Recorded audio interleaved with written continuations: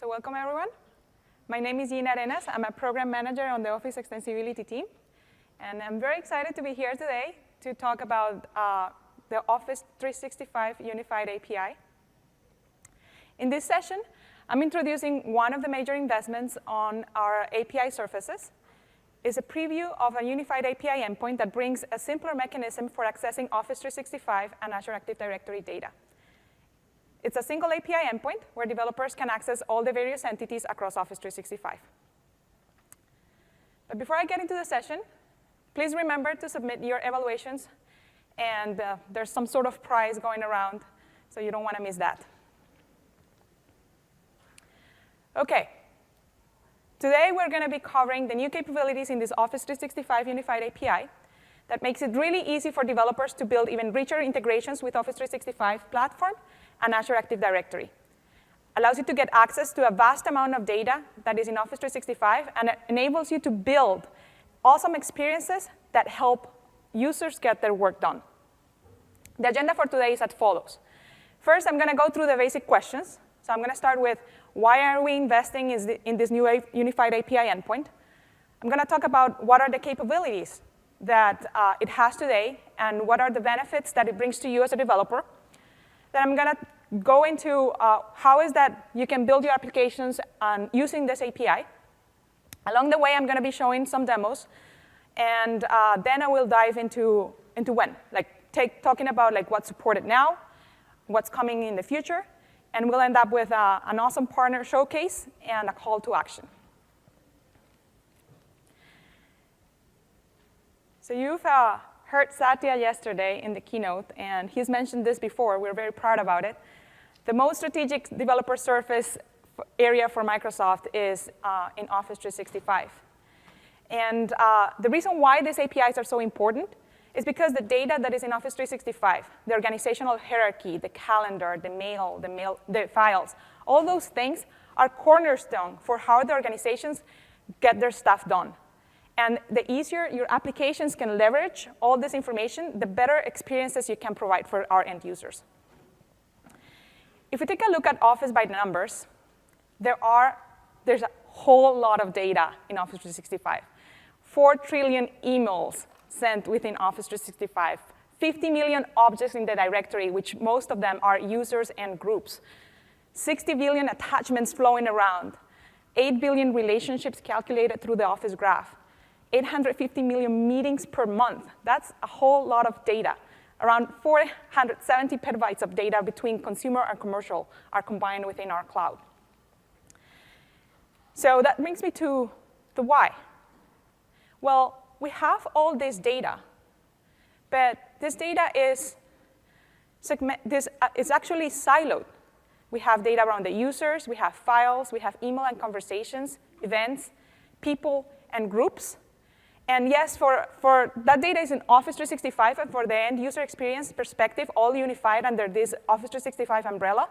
However, for the developer, the experience has some challenges. So by now, I hope you're familiar with the Office 365 APIs. We talked about them yesterday. Rob Howard gave a session about them. We launched them TechEd last year.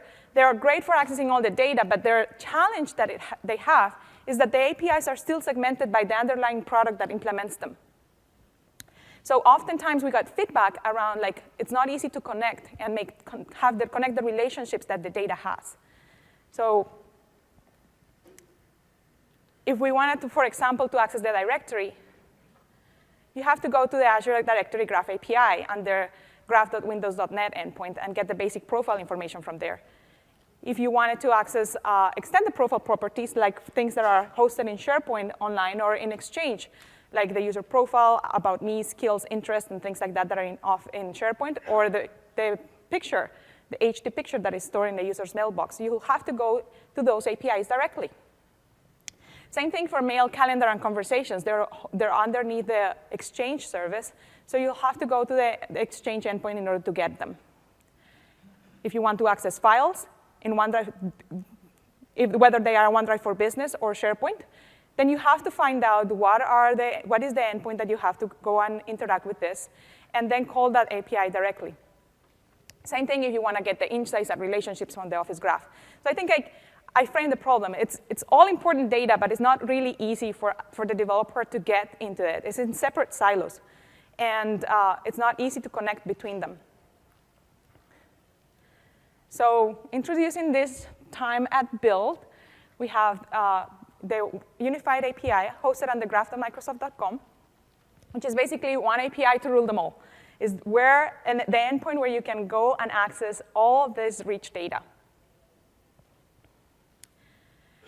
And there are some benefits, key benefits of the API. First one, that it exposes all of these entities through a single URL endpoint.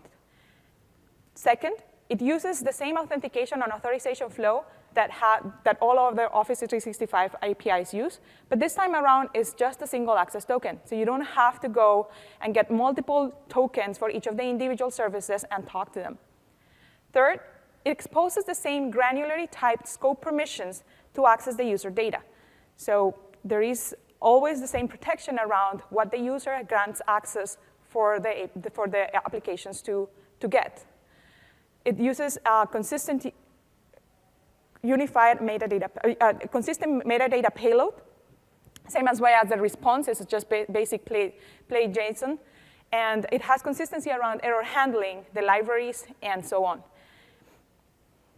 It's pretty powerful, and it's a very intuitive way to access and manipulate the data.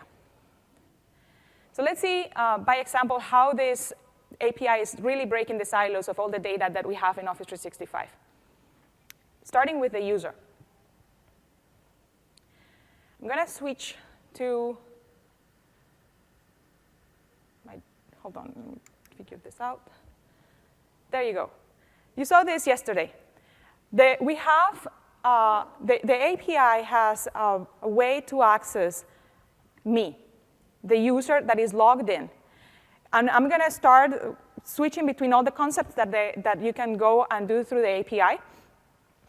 And I'm going to show how you can get, starting with the user, to the information that is stored across multiple services. So here, what I have is just a basic web application that allows me to do the requests. I'm signing in with a Sarah D on a tenant in Office 365. And I'm going to go to that me endpoint. What I get back is the profile information from Sarah that is aggregated across the multiple services. So this time around, I don't have to call Azure Active Directory or Exchange or SharePoint directly. I can just call one endpoint and get all that information. I can do things like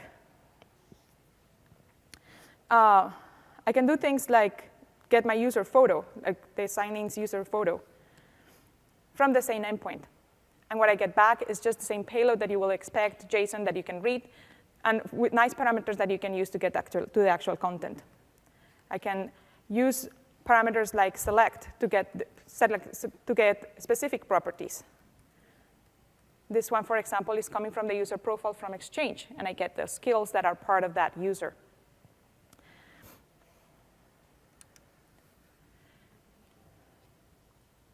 So we saw how there's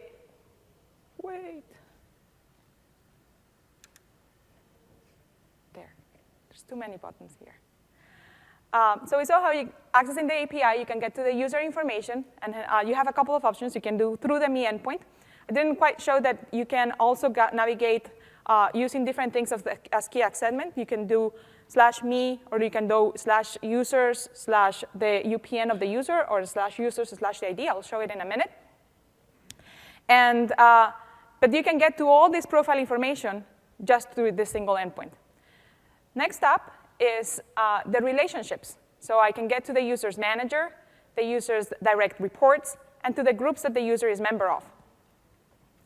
And see this one again.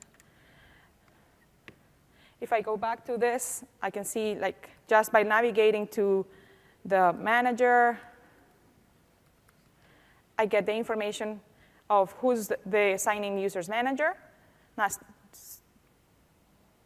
So it seems like Bonnie is Sarah's manager. I can get the list of direct reports.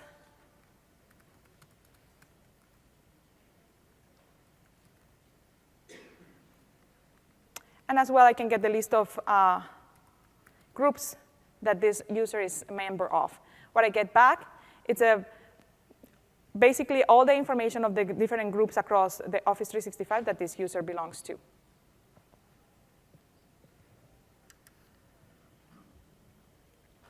So this is basically organizational structure. I can get the memberships, the hierarchy around the organization, and I can get all that data through this API. But this is mostly data that is stored in the directory, right? Now, let's look at other data that is actually not there, like messages. Messages is hosted in Exchange. So I can go to,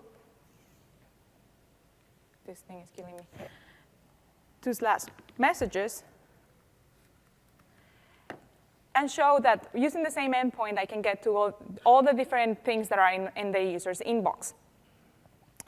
I can do things like select just a few of them and use other OData operators to just filter or sort or things like that.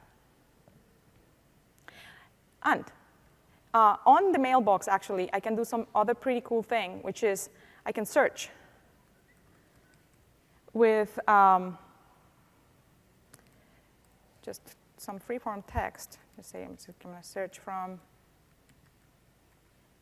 and this should bring the set of emails that this user received from this other account. You can see this user right here was sent from my other account on this particular tenant. Pretty powerful thing that gives you access to all this information in the mailbox. Hold on.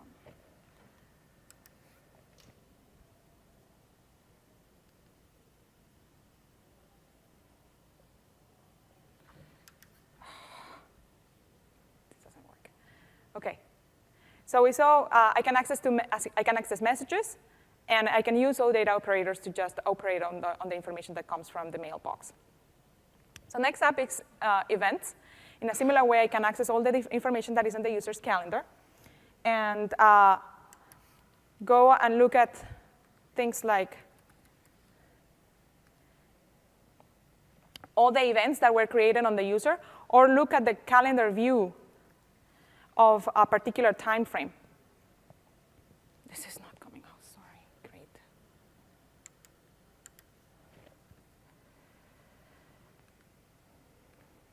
So I can look at the events. It's not there yet. Great. Sorry about that. I can look at the events or look at the particular things that are on a user's calendar view. This is basically gives me the events on a particular time frame.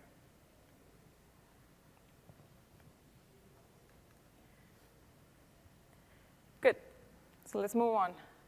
See if I can get this clicking accurately. Another thing that I can do is get to the user's files.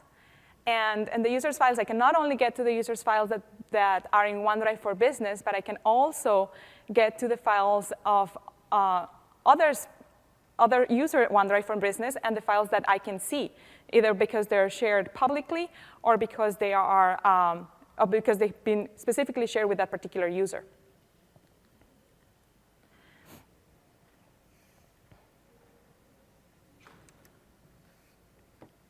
So let's look at the files.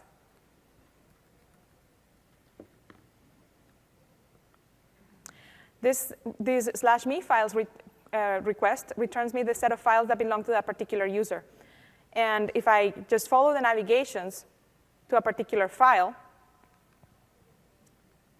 I can get even more information about that file. I can get all the metadata. And I can even get who was the person that last modified this particular file.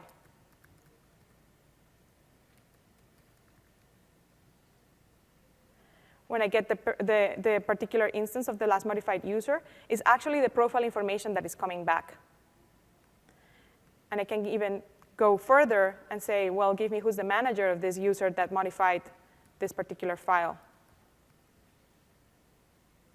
So this is a pretty powerful thing that is starting from a user in the directory, then going to the files in OneDrive for Business, and then going back to the directory to get all that information from that given user.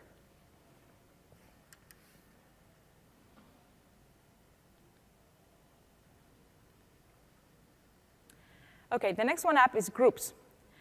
With the Office 365 Unified API, you can access all the content and do management around the unified groups in Office 365.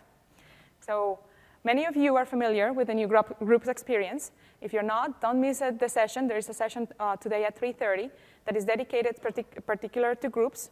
And from here on, I have to caveat that the examples that I'm going to show next are not quite there deployed for everyone in production. So up to now, all the things that I've shown, you can go and use on your own tenants. But the things that I'm going to show starting next, you will be able to do just in a few weeks as our deployments roll up worldwide. So you can go to the groups and not only access what is the user's member of, but you can also access the files that belong to that particular group and get to the relationships, the conversations, and the events that are of that particular group. So let's look at that in action.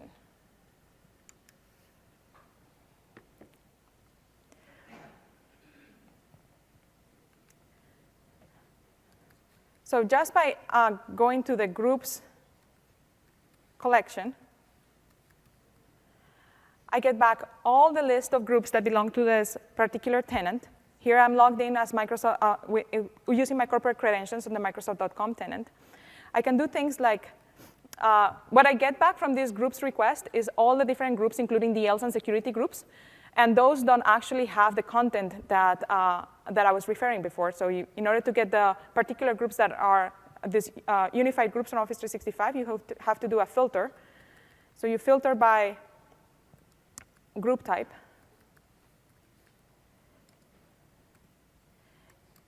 And the group type is unified.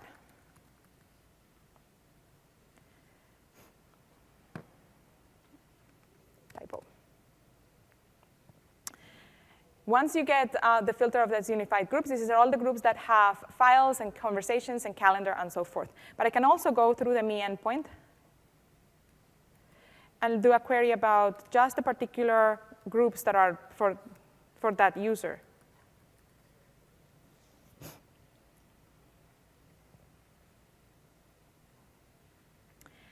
And again, I get not only all the groups that before I got all the groups, in this request, I get just the groups that I'm part of. I can go to the specific instance of the group and start looking at the content. Like, for example, I can look at the files of the group. I can look at the calendar via events.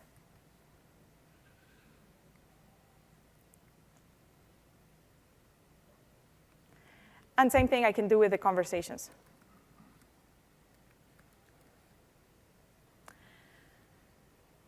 And I'm just rushing out through here because there is a specific session dedicated to all the group content in 3:30 p.m. today. So what do you think? So far, so good. We have one single endpoint where you can access all this data. And not only the fixed data, but also the relationships between it. And we got calendar, we got groups, we got events, we got messages, files, and all the data that is in the directory. But here's the next level of coolness. I can also get to the insights and relationships from calculated from the Office graph. The things that I've shown before were just fixed relationships. These ones are calculated by the power of the Office graph. The Office graph is this brain in Office 365. Here's where we take all the data that is in Office 365, all the signals that we collect based on the user activity, and then process them through a whole bunch of machine learning and relevance and ranking algorithms, and calculate what are the things that are relevant for the particular user. In this case, the first one of these relationships that we're bringing up into the Office 365 Unified API is working with. Working with is a people-to-people relationship. Basically gives you who are the users that you are close with, which is your social circle, based on people that you co-author documents with, based on peers on DLs, on the recipient cache that you have on Exchange, and so forth. So we calculate this relationship based on that. So let me go back to the HDMI. And off of the Me endpoint, I can go to working with. And what I get back is the list of users that are not part of my organizational structure, but there are people that I closely work with. And not only I get back the list of users, but I can navigate directly to the profile of these users. So this particular user is in a completely different department than the department that I'm on.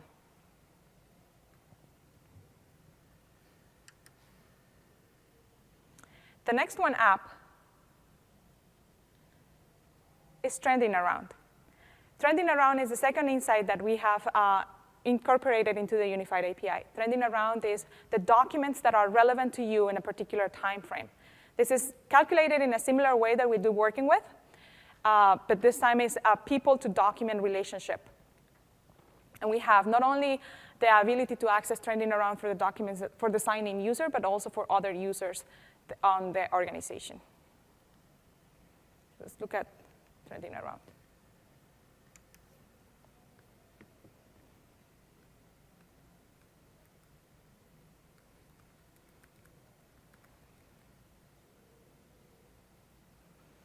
Here, what I'm going to get back is a list of documents in SharePoint that are relevant for a given user. So these are documents that are not only in OneDrive for Business, but also all over SharePoint. And I can navigate to the particular instances of the documents and get more information about that particular file. For example, I can go to this PowerPoint file and get to the actual file information that is coming from SharePoint.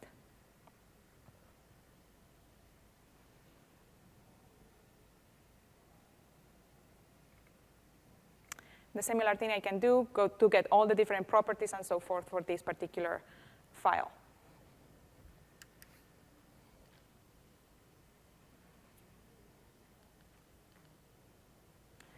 Now, that's all really good stuff, and I'm going to also share a little bit of the roadmap. That's all the things that we have available today. Like I said, the things up to groups are things that you can go today and try in your own tenancy. And then the things for around groups and the insights and relationships coming from the Office Graph, they are on deployment right now, and you will be able to get them in a couple of weeks. And there is also a session around Office Graph coming later. I think it's right after this one. So you will be able to hear a little bit more about that. So next up is what we're going to have in the future. We're going to have integration for more entities around Office 365. We're going to integrate tasks, and here's a sneak peek of how the code will look like. And as well, we're going to integrate notes coming from OneNote. There is a session also around OneNote tomorrow night. So basically, all that brings us to this graph of relationships that we build in Office 365. Like I said, some of them are set, some of them are calculated, but using this single API, you have the ability to get to all this data that otherwise was being siloed by the underlying products, and just get to all that information using a single flow, all hosted under graph.microsoft.com. So I'm going to talk a little bit about how, like what is it that you can use to use how is it that you can use to build your applications on top of this API. But first I'm going to talk about like how is it this is the same platform. This is the same Office 365 platform that you're familiar with. What we're putting here is just basically an abstraction layer. It's the same app registration, the same permission scopes and security that we have for accessing our APIs. It uses the same Auth 2.0 and OpenID Connect flows. You can use the same infrastructure. It's simpler because it is a single endpoint and it's a single access token that you have to use to access the API. And it's more powerful because it allows you to get to these connections of the data, these relationships that you were not able to get before. So as I said, underneath, there are the same interfaces that you're already familiar with, but it allows you now to traverse all these entities that are exposed to it using this unified experience, which is a single API and a single token. So let's talk a little bit about how do you navigate through the API. So as I showed on the demos, you have the host, which is graph.microsoft.com. There is a version on the URL. Right now we are in preview, so we have the beta version. Then there comes the tenant. which is the Office 365 tenant customer, that domain. And then there comes the entity sets. The entity sets are they define the tenant level resource collections, like users, groups, and applications, and devices, and so forth. And then once you are in the collection, you can reference a member by the ID. And there are members of a particular type. Then those are the entity types like files, conversations, messages, events, and so forth. Then once these types like files and users and so forth, they have properties. Some of those are fixed properties like about me or skills or the last modified by of a user. And there are others that are navigation properties. These navigation properties allow me to traverse those connections between the data that is in the graph. So let's look at that in action. Try to see if I mastered my clicking here. Apparently not. So first what I'm going to do is all our code samples for Office 365 are hosted in GitHub. And in order to bring home the concept of this is the same APIs, this is just way more simpler, I'm going to go and download one of these code samples from GitHub and modify it so we can query and use the unified API against it. So I'm going to use this jQuery course example, not only to show that this is the same API, but also that the unified API endpoint supports course as well. I'm going to clone it using Git.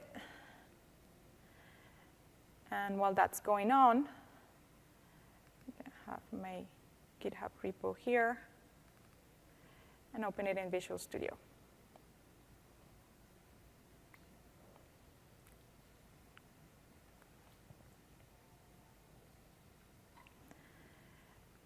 When we upload the code samples, we don't really put all the packages, so I have to build it so that it gets all the packages from NuGet. And what that's going on, I'm going to start showing the registration of the application. So if you've developed for Office 365 before, you're familiar that you have to go through the Azure Management Portal in order to register your apps. In the Azure Management Portal, under the Azure Active Directory node, you can get to all the different applications that are part of the tenant. There are applications that the company uses, or there are applications that you're developing. And you can create one of these applications. For purposes of time, I've already pre-created one. And the only thing that has changed on this particular application is basically just the endpoint where I'm going to be receiving the requests. And then in order to configure the permissions, what you do is you come here to the Add Permissions and select Office 365 Unified API. Once you've selected, you can come here and choose the delegated permissions. For this one, we're going to, because the sample that I downloaded is just for accessing files in Office 365, I'm going to do edit or delete users' files. And I'm going to also select enable sign in for the read user profile. Then once I do the configuration of the app, I basically copy-paste the client ID and can go back to Visual Studio. Now here in Visual Studio, this is the sample that we downloaded from GitHub. We have very simple, there is a configuration file where you have to, there is a configuration file where you basically add your domain. The domain that I'm using for this particular sample is the one that we were using before on the demos. And then I paste in the client ID. The next thing is there is a basic app.js file where you can, basically what this file does is it goes and does the authorization for you. This application is using adal.js. And adal.js makes it super easy for getting all the authorization configuration. All you have to do is pass in the endpoint that you're going to get the token for, and then just get the authentication context and get the token. The endpoint that is being passed for this particular example is the endpoint in SharePoint. So what I'm going to do is I'm going to comment that, and then I'm going to create the same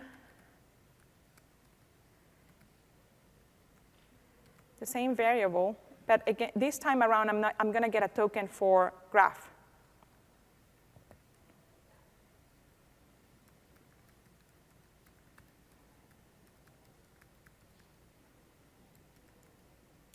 So that's the only change that I need to do here.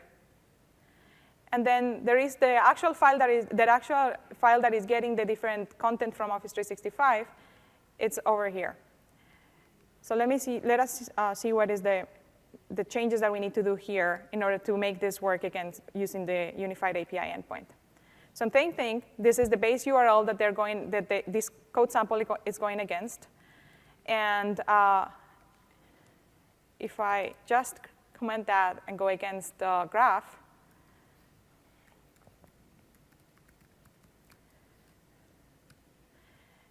I can just do the same request that we were doing before against this different endpoint. The other difference is that the API there is no underscore API, and then I have to put in the right version here. So that's it. I made just 3 edits to this particular project that was working against OneDrive for Business, the OneDrive for Business API. And then I'm going to run it against the unified API. This particular sample is using OpenID Connect, so I just go through login.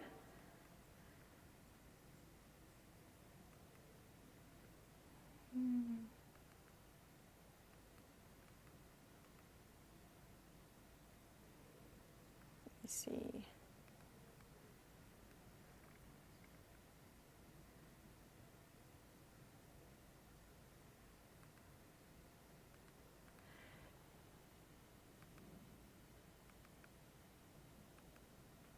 Great, I missed something else.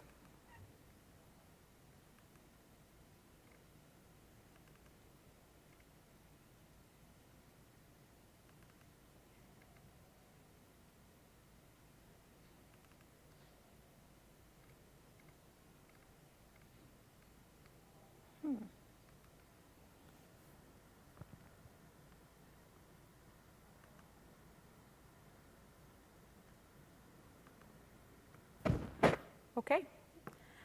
It seems I need to be skipping this one because I'm not sure I'm not going to debug it on stage. Let's go back to the presentation.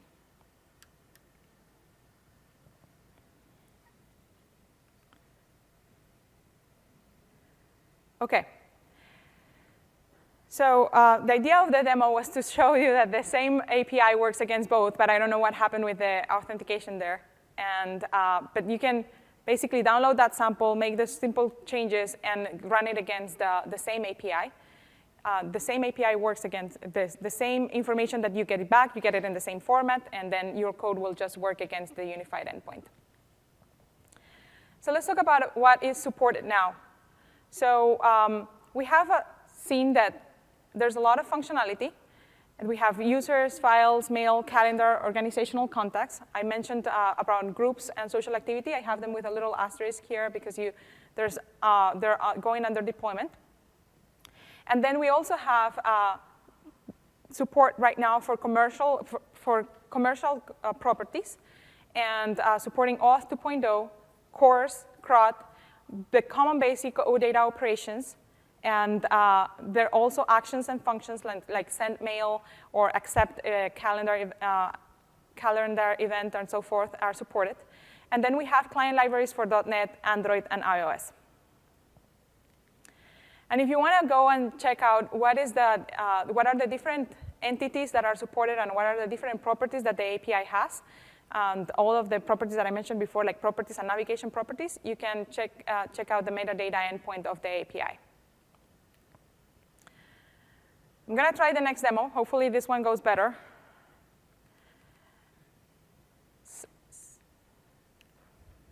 Here, what I have here is, in this demo, I'm going to build up Win8 app. This one is basically just, let me show you. I've built a very basic UI that binds the data that I get back from the API. So I have a little button here that starts the authentication flow, and then a little form here that lets me bind the data that I get back from different calls. If I go to SAML, I just see that I'm just using a whole bunch of text blocks to bind the data. And then in this, in the main file, what I have here is basically start with adding the constants, which is the client ID, the redirect URI, and then the resource string that I'm going to use to get the token. In my main function, all I have here is initializing the authentication context. And then I have the little button, which basically just calls this function. In the function, I get one single line of code to get the access token because I'm using the .NET ADAL library. And this is to print it out. And then I'm going and initializing that client context, passing in the access token getter. This is all I need to do to get that client context. In order to make a couple of requests, a couple of GET requests, I'm going to bring in this code. Basically, what I do here is I call that client context and execute the query async to get me, and I get the properties, and I bind it to the particular table that we saw before. And then I do other three queries, which is getting the top files, the top mail, the messages from the inbox, and then the top 5 users from the organization. So as you can see, this one is very, very short lines of code that allows you to just get all that data from across the multiple services. It is like 10 lines of code, and before it would have been like probably hundreds. And up to now, I've shown that you can do a lot of gets with the API, but also CRUD is supported. So you can also create files, create events, send messages, and so forth. And I'm going to add the code a little here in order to create a new event. This one is a little bit longer, but because I'm just setting all the properties for this particular event, and one single request to create the event async allows me to do that event creation. So I'm going to run that. Let me add a couple of breakpoints here so we can take a look at the information coming in.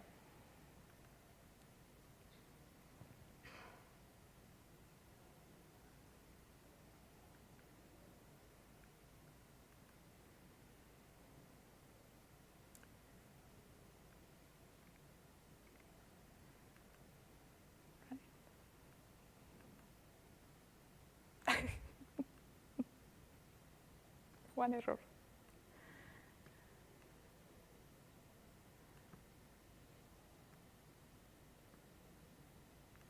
What?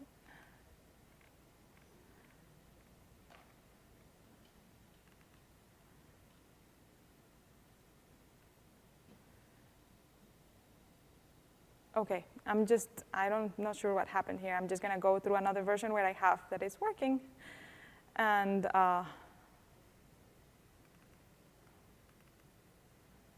look at that one.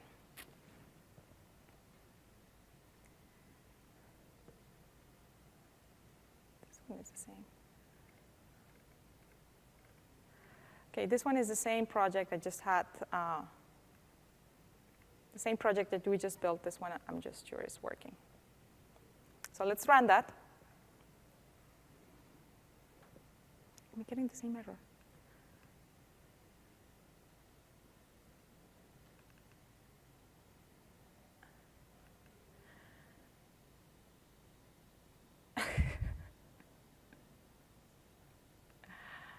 Well, the demo gods are not cooperating with me today. And both of my demos have failed. That's pretty epic. Line 19, great. It's complaining because of the title. Let's remove the title.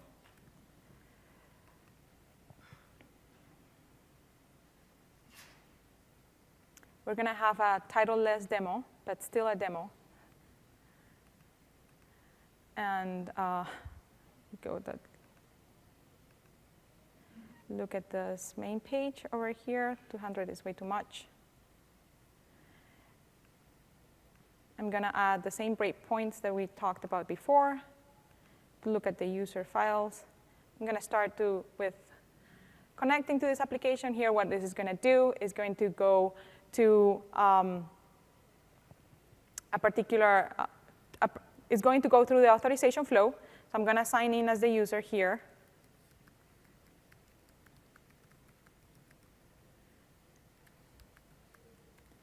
And then what is going to go and get an access token. This is the access token that we printed before. And then it's going to go and make the request to the API. It's going to go and get the user information. It's hitting the me endpoint and getting back all the information about the particular user. Then it's going to go and get the top 5 files, the top 5 messages, and then the top 5 users. And the last, which I didn't have a query for, is creating an event on the user's calendar. So let's go and check that out.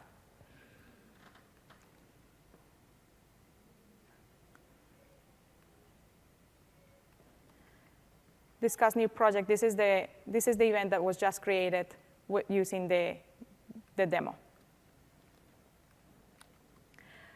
OK.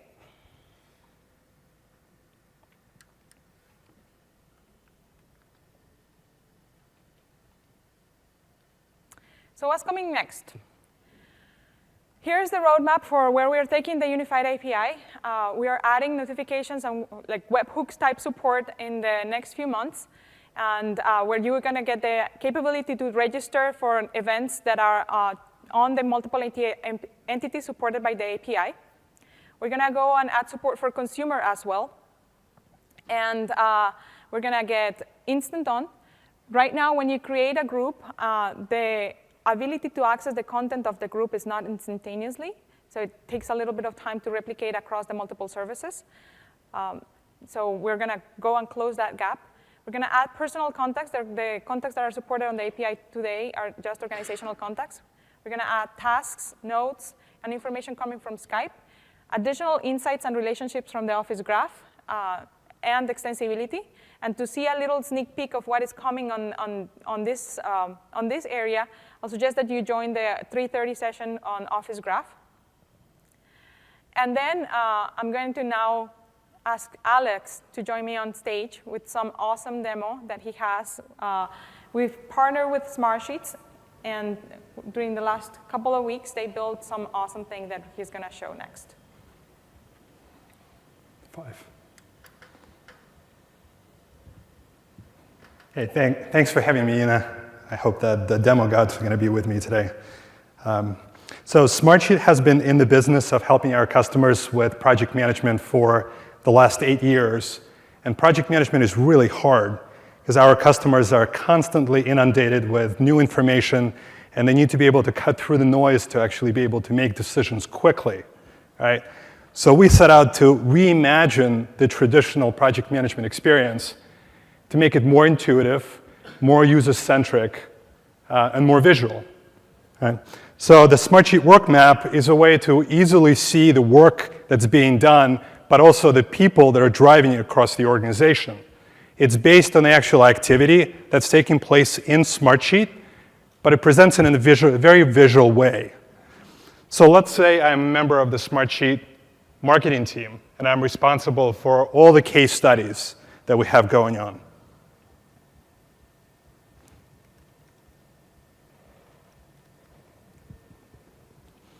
So what I have here at a glance are all the projects that I'm working on, as well as the people I'm collaborating with.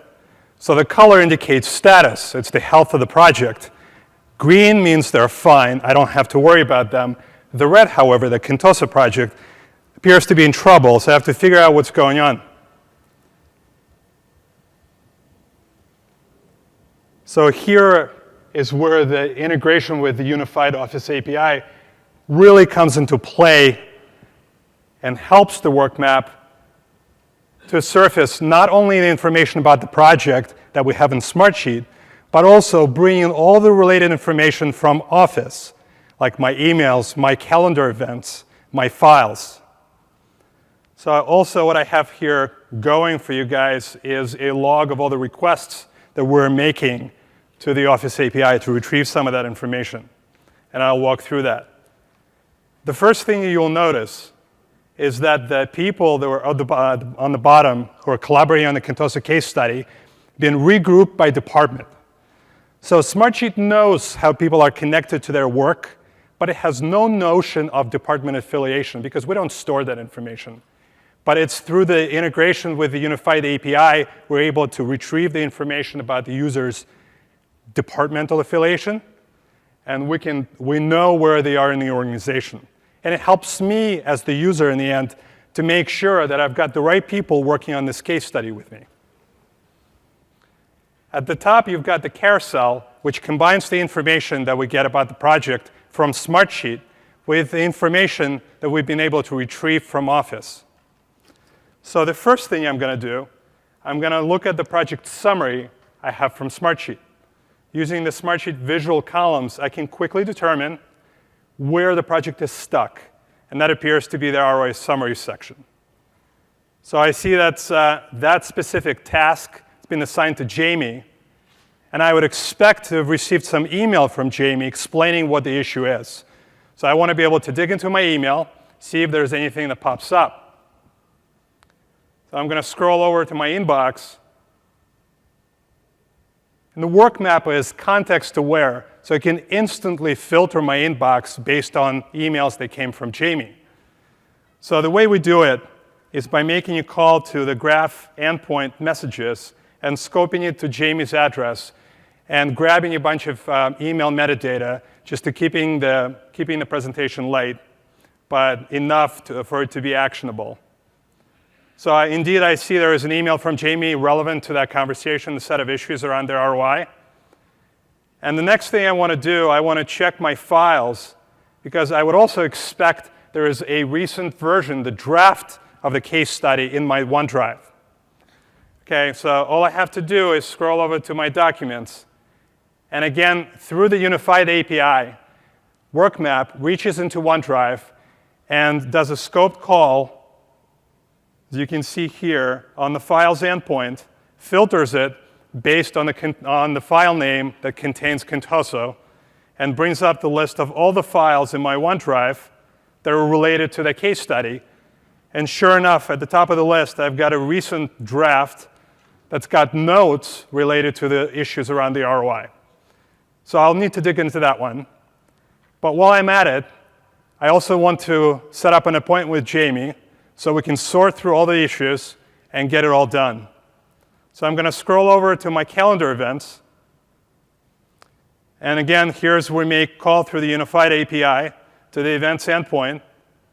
And we filter it based on the subject of the event to figure out which ones are related to the Contoso. I want to make sure I'm aware of what's going on. And I can see that Jamie's actually beat me to it. There's a meeting that's set for Monday, and that we'll have an opportunity to sort all the issues then. So that's really like one example. We can harness the power of integration with the Office Unified API to create these contextually rich, powerful scenarios that can help our joint customers actually get their work done. Thank you, Alex. It's awesome.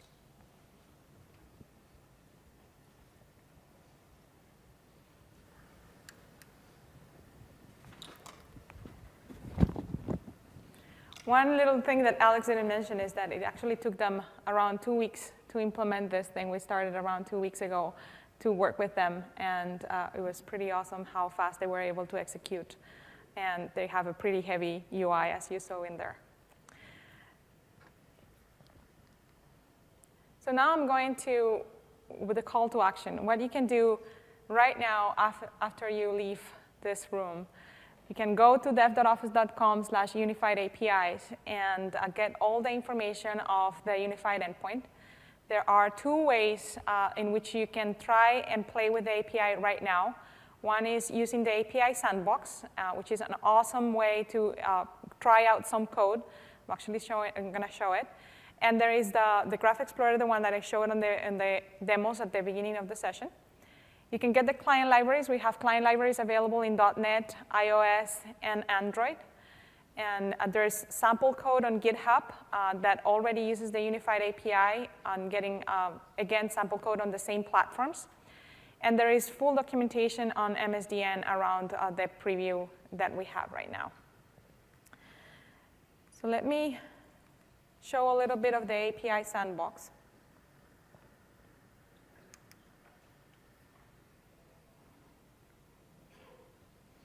API Sandbox is hosted on apisandbox.microsoft.com.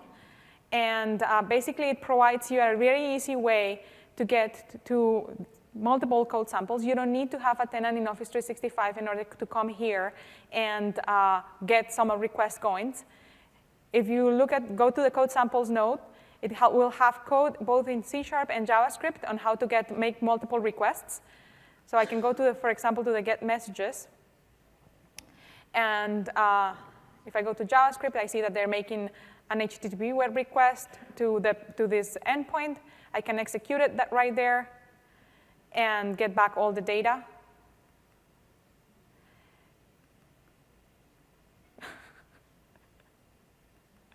I can execute it right there and get back all the data from that particular request. On this one.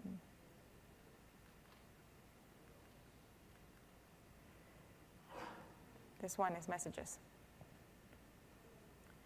So I get all the messages, and I can tweak the code right here and run it just to make sure that I'm getting the right requests and the right response back. And there is a very easy way for you to try with the API without the need of having an Office 365 tenant.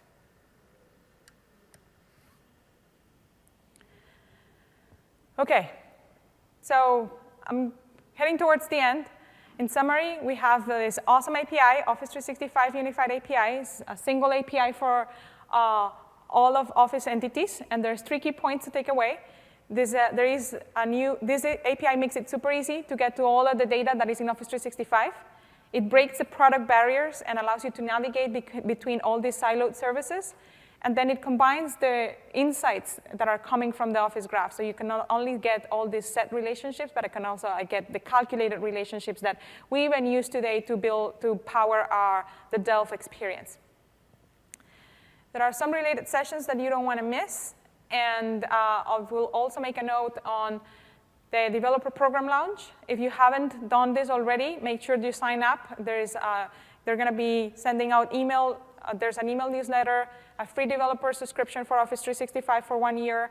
There's some perks around tools that you're getting for free as well as trainings and webinars. And you've seen this on the Office booth. Make sure you just sign up for it, check out the Express Talks, and collect all your different goodies on the booth. With that, I'm going to open up for questions, if you want. Any questions?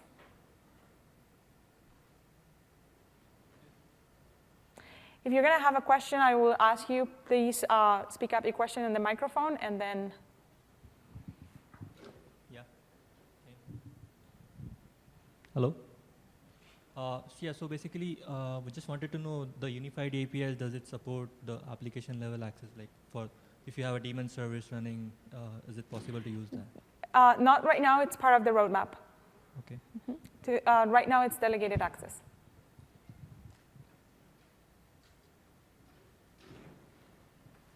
OK. Make sure to evaluate this session. Your feedback is super valuable. And we'll see you guys next time.